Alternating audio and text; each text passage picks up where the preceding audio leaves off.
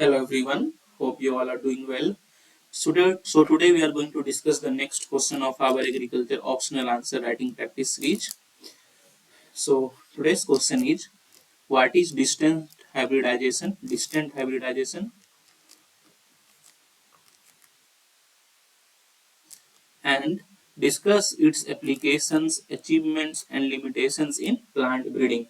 So this is today's question, and this was asked in last year's agriculture optional paper of UPSC civil services examination, that is in 2024. So let's see how we can approach this answer. What distance hybridization is, what are its application, achievements and limitations. So let's start. First of all, we should understand what distant hybridization is. Distant hybridization. So as the name only suggests, distant, that is the process of breeding two different species or two different genera. Simple definition: process of breeding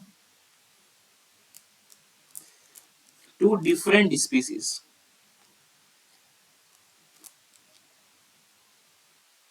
or two different genera. As the name suggests, distant. So instead of taking the similar species or similar types of plants, we are taking two different plants. Let's repeat: these plants are X and this plant are Y. So these are not very commonly related. So as they are not very commonly related, they are termed as distant. Okay, that is, they are very different in their characteristics. And when they are breeded, these could be either two different species or two different genera. Then it is known as distant hybridization. So I hope you understand this. This is the simple definition, and you can elaborate it in your view if you want to. But for understanding, this is the most simplest definition. And in past, you will heard about these are some historical examples which are not exactly the current achievements of distance hybridization, but in past these are historical distance hybridization only. You have heard about Raphino brassica, Raphino brassica. So what happened here? Here you will see that cabbage, crossing cabbage and radish were crossed. Cabbage, radish was crossed. So what you can see here, that these are two different varieties only. These are two different plants only, and that is, these are two different species only. And from that we got Raphino brassica. You have heard about triticale. How we get triticale? By crossing wheat and rye. Wheat and rye. So what these are two different species, and by crossing these two we get triticale. So similarly, distant hybridization works when we breed two different species or two different genera. So I hope you understand this thing.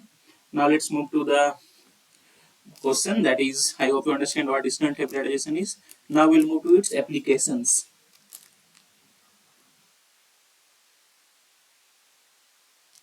Applications of distant hybridization.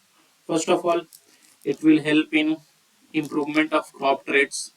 It will improve or enhance crop traits, such as some good traits from other varieties can be infused in another variety by breeding. Those traits could be of disease resistance. Those traits could be of drought tolerance. Those, those traits could be of higher yield. So all these things, traits can be fused from one species or transferred from one generation to one genera to another genera using distant hybridization. Here we can do integration of exotic traits.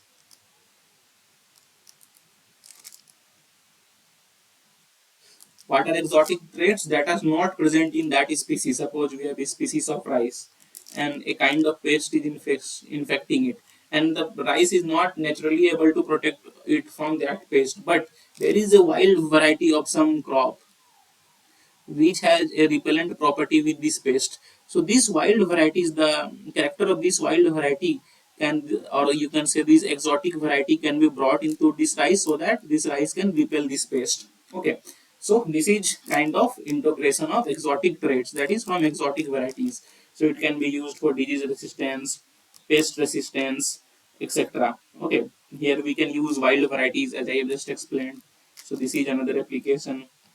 Obviously, we can create new varieties here, create, or you can say creation of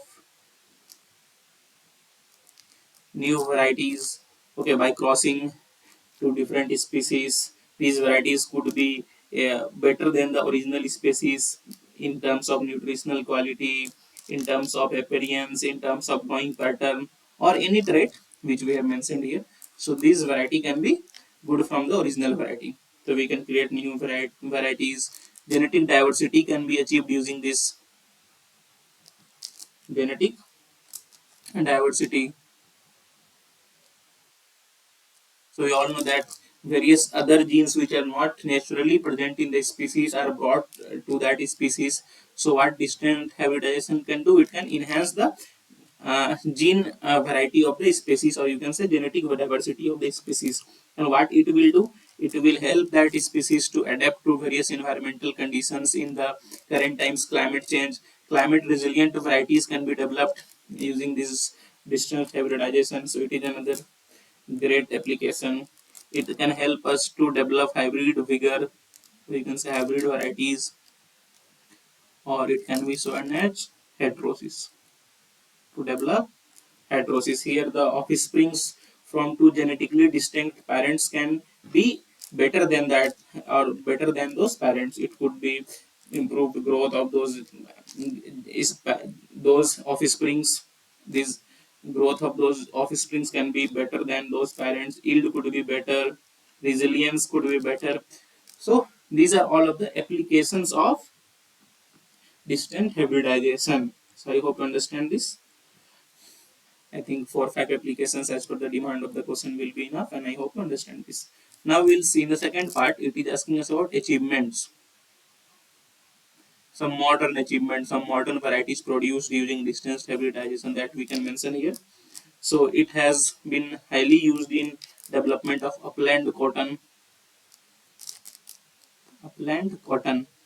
The cotton varieties such as MCU2, MCU5, Khandwal, Khandwal 2,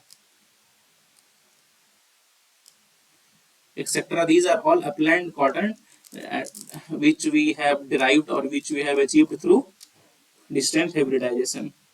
We have very hybrid Napier grass, popular for its high fodder yield.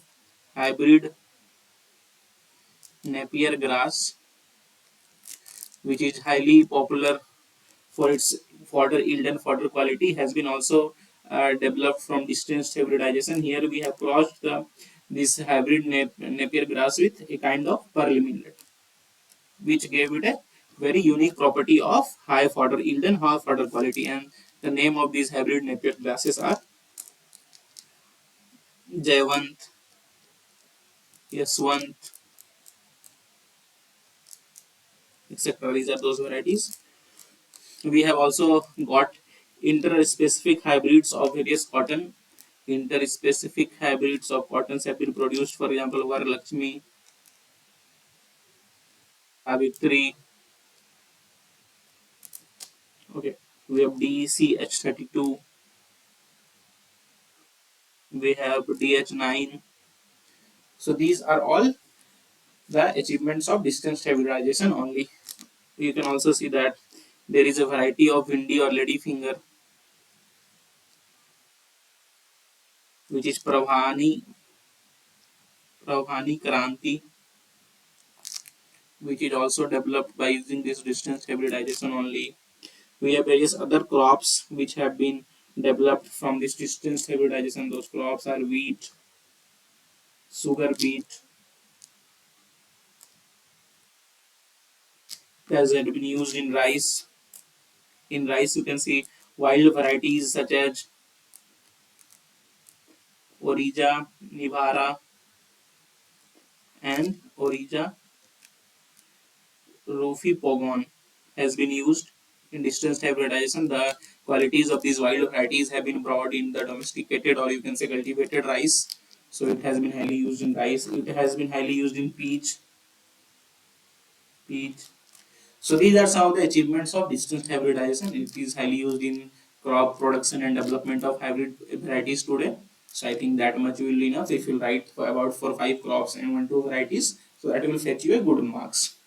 Now the third part of the question is asking us about limitations. We have discussed applications, achievements. Now we have to discuss the limitations.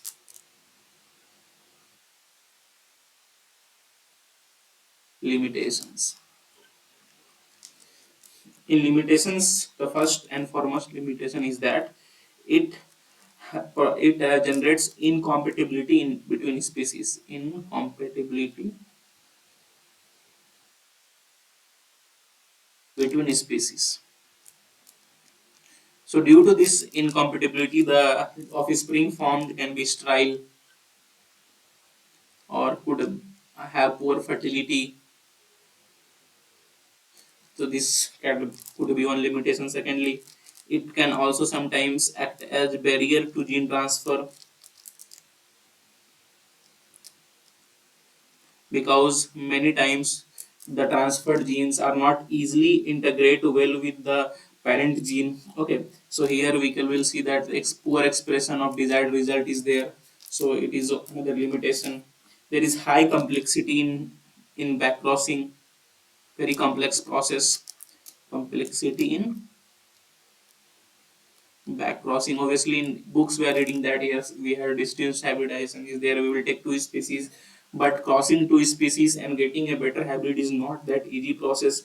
It is very complex, it is very time consuming, it is very labor intensive. So all these things act as a limitation. Genetic incompatibility gets developed. Genetic incompatibility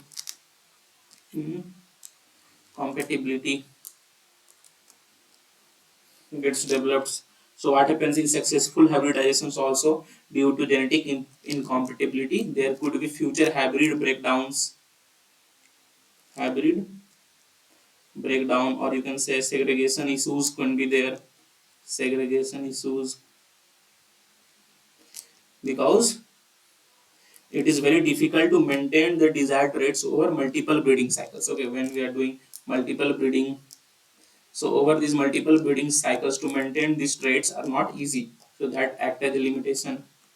There are various time unpredictable results.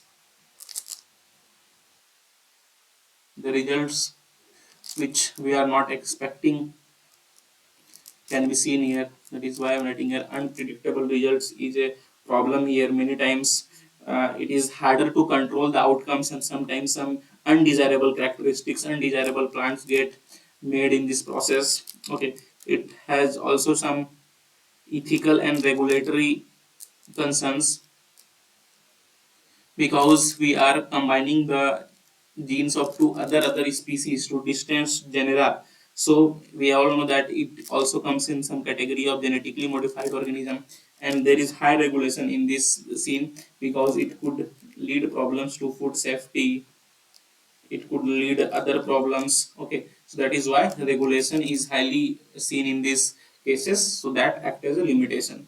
So these are some of the 5 6 limitations. I think that would be enough, and in conclusion you can write how important advancements such as distant hybridization in the current breeding scenario help us to get very nice traits which could be climate resilient, which could tolerate the stress of environment and this current climate change era, that can be very very nice. Okay, or you can say very fruitful, or those predictable.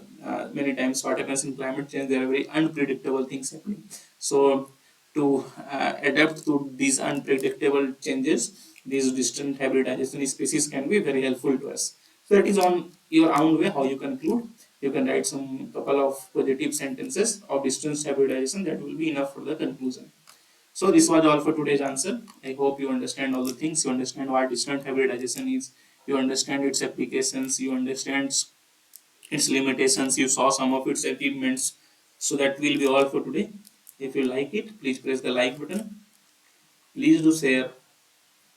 and please do subscribe. It takes a lot of hard work to make such videos for you on regular basis, and if you like, if you share, if you subscribe, it motivates us to make more such videos for you regularly. So that is all for today. Have a nice day. Thank you.